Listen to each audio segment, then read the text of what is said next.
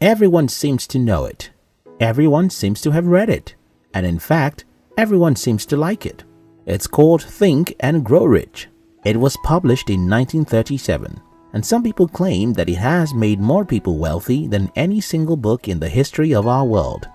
But like most things, only a tiny percentage of people who read Think and Grow Rich ever do anything about the book's priceless knowledge.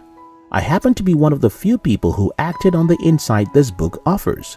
I'll share my story with you in this video as I try to remind you of some of the priceless lessons you might have forgotten in this book. 1. Strong desire is the foundation of wealth. I know so many people who are poor, and one thing seems to be shared with them, and that is these people hardly have a strong desire to build wealth. A few of them believe that the poor are closer to heaven than those who are rich, and I am not making this up.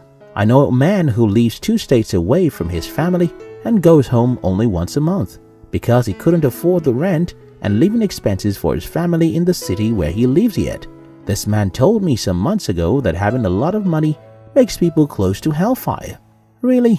But this man is already in hellfire, isn't he? Now let's go back to the issues we're addressing. Desire. No, not just passion, but strong desire. So many people have wishes and wants. So many people have plans and hopes. Those are not what makes drastic changes happen in one's finances. Strong desire is the only weapon anyone can use to overcome poverty. And if you don't know what that looks like, here is a picture. You read everything you can find about money. I started studying money when I was 17.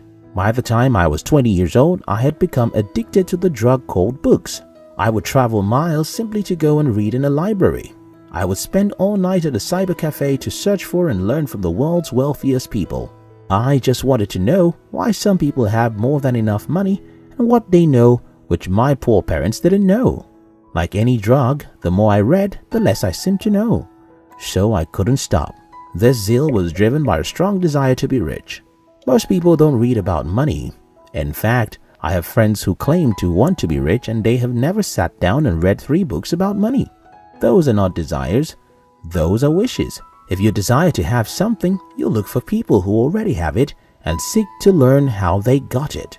Stop complaining and making excuses. The last time I made excuses was when I was 17. You can see a correlation between when I desired to be rich and when I stopped making excuses. When you actively want something, well, you can't afford to sit around and complain that it's someone else who's preventing you from having it. The government of my country is one of the most corrupt in the world. Social amenities in my country are probably that of the 1950s in your country. Everything is wrong, and if you really want to make a list, you can list a million reasons why you cannot become rich. Still, if you truly have a strong desire for wealth, everything else vanishes before your desire. You can't just make yourself complain. You can't just get yourself to make excuses. All you want is freedom. Freedom from poverty, and that's what you strictly focus on. You're willing to do challenging things. For about 8 years, everyone in my family was worried about me. My mother cried, my father was furious, and my brother threatened to disown me. These people loved me, and that's the problem. Because they loved me, they just couldn't understand why I would go off the road. They wanted me to be average, do normal things, and live a peaceful life. For me, there was no reason for peace if I would be broke. I wanted war or even death if I wouldn't have all of the money I need to live a good life. This sounds desperate, but I am also a child of God, so I don't cheat or commit crimes. I simply wanted to sacrifice anything under the law of God to kill poverty in my life. People who genuinely desire money don't look at their wounds. When searching for it, they simply keep on looking. I can write a whole book about the subject of desire, but you get the point. You must want money as bad as you want oxygen, if you must have enough of it. 2. Faith in yourself matters. When I announced to my only brother that I wanted to build a company of my own, the question he asked me was, "How are you going to do that when our parents are poor?" Yes, everyone in my family is poor, so no one could even afford to give me $200 for my business. But I told my brother, I don't know how, but I will do it. It's called faith in yourself. Some people call it self-esteem. It's how you see yourself, what you think about yourself, and how much you believe you are capable of. Like every other faith, faith in yourself doesn't have anything to do with reality or anything evident. For example, there was nothing in my background that indicate I would have what it takes to build a business. I was born a sickly boy. I never had the opportunity to be in the right school. I spent my first year in an obscure village you can't see on the map and suffered rheumatism for the most part of my first 17 years. It was all wrong for me. It was entirely hopeless. So when I decided that I could do what nobody ever did in my family, I was only stupid. There was not enough evidence that I could do it, but I believed I could.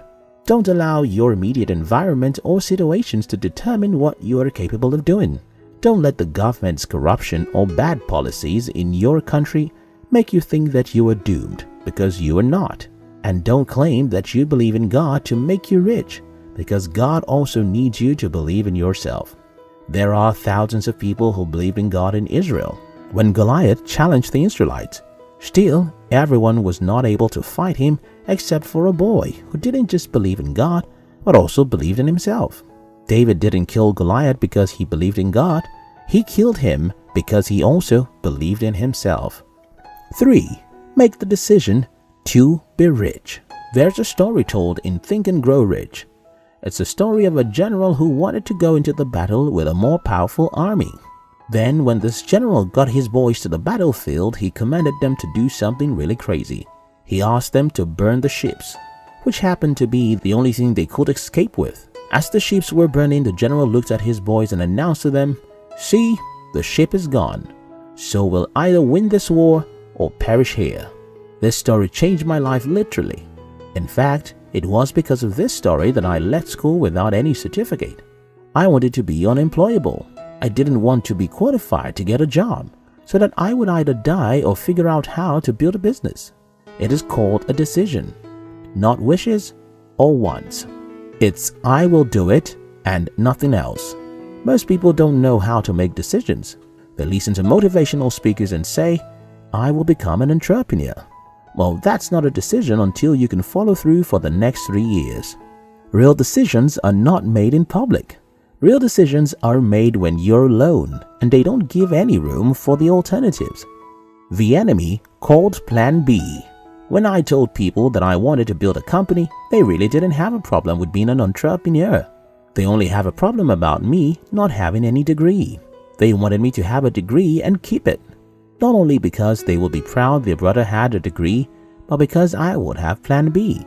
Since they were almost sure that I would not succeed in business if they could trick me into having a degree. They knew I would be on the same page with them soon. Maybe after 3 months or at most a year. Real entrepreneurs don't need Plan B, because Plan B is for cowards. If you have a real decision to lose weight, that's it. I will lose weight no matter what. If 2 people in a marital union have decisions to make their marriage work, that's it. We'll make our marriage work no matter what. If you have the determination to eat healthy foods, you won't keep sugar in your cupboard. Decision means I'm going for it, period. Here's the summary of this video. Desire to be rich and be willing to sacrifice anything under God's law to destroy poverty in your life. Have faith in yourself that you have the capacity to build wealth, because nothing happens until you do. Make a decision to be rich, and how you know you have made a decision is by not giving room to Plan B in your plans.